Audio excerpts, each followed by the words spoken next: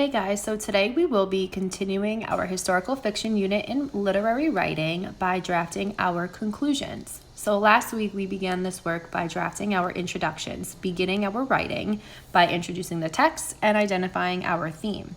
And what we'll be doing today is working on the end of our writing by working on the conclusion. I like to think of the introduction and the conclusion and kind of the whole drafting process of literary writing kind of like making a sandwich. When you make a sandwich, you start with, your piece of bread or whatever you're using, the top and the bottom parts, just like an introduction and a conclusion, because those are what's kind of holding your entire essay together. In the beginning, you gain your reader's attention, and at the end, you leave them with something to think about. So let's get started. So what are we learning to do?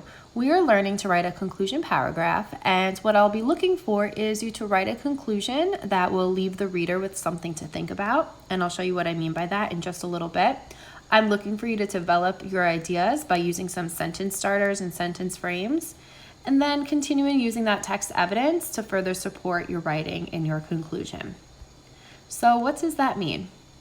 Well, when we are writing the conclusions to our essays, we are wrapping up our ideas and leaving the reader of our writing thinking, what did I just learn? And when you are drafting and writing your conclusions, remember, it is so important not to introduce anything new to the readers. You're simply just restating pretty much what you already said, but in maybe a different way, and you are sharing that evidence and those ideas. And then you want to leave the reader thinking. So you can sometimes end with a question or a thought to have the reader thinking. So you are just wrapping up your writing in a way that is simple and makes sense to the readers. Conclusions are not meant to be lengthy, but really just straight to the point. What do you want your reader to think about when they're done? So how to plan and write a conclusion. So the conclusion checklist that I kind of put together is pretty simple and pretty much what I just explained. And it's just a good reminder as you are writing and planning, because you're just following a couple of these steps. So in the beginning, you can just simply restate your claim or your theme of the essay, which you can take right from the introduction. And you can put it in different words, or you can just say the same thing. But again, you're not introducing anything new. And then you can use phrases like, in conclusion, this is why I think, as you can see. And then you'll leave with a statement that makes the reader think. And I'm going to show you an example of a conclusion that follows this checklist, and I think it'll make a lot more sense. And then as always try your best to write in complete sentences that include capital letters, correct punctuation like periods or commas or question marks. That way, when your reader is looking at your essay, it makes sense.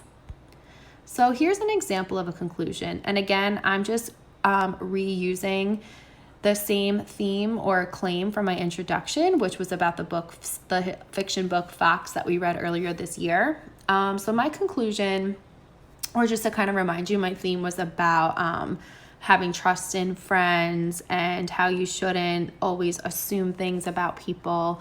So as you can see, the book Fox by Margaret Wilde shows that people can end up surprising you in life by their actions. The characters in this book show what it means to have a true and loyal friend and someone that will never leave your side, despite what you may think at first. Dog was always so helpful and caring to Magpie. So as you see, I started off by restating my claim and theme, but I just kind of put it in different words. I'm not saying anything new. I just simply restated what the gist of my essay was about. I also used linking words, like in the beginning I said, as you can see. I could have said in conclusion, but I just wanted you to see that bolded part. And then lastly, I ended my conclusion with a final thought to leave the reader with. So I'm going to go ahead and read that part now. So next time you are unsure about a friend or meeting someone new, and before getting to know them, give them a chance.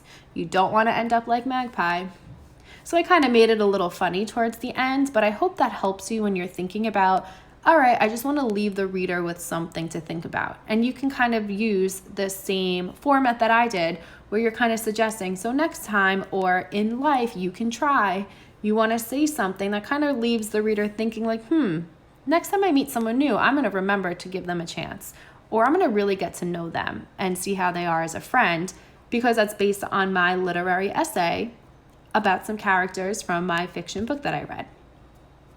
So today, I would like you to start drafting and writing your conclusion paragraph that is supportive of your introduction that you wrote last week. So you need to look at your introduction in order to write your conclusion.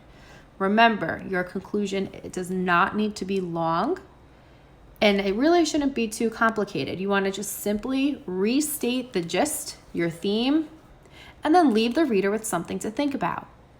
And you can include some of your thinking or some of the evidence that you have already stated previously, just like I did here.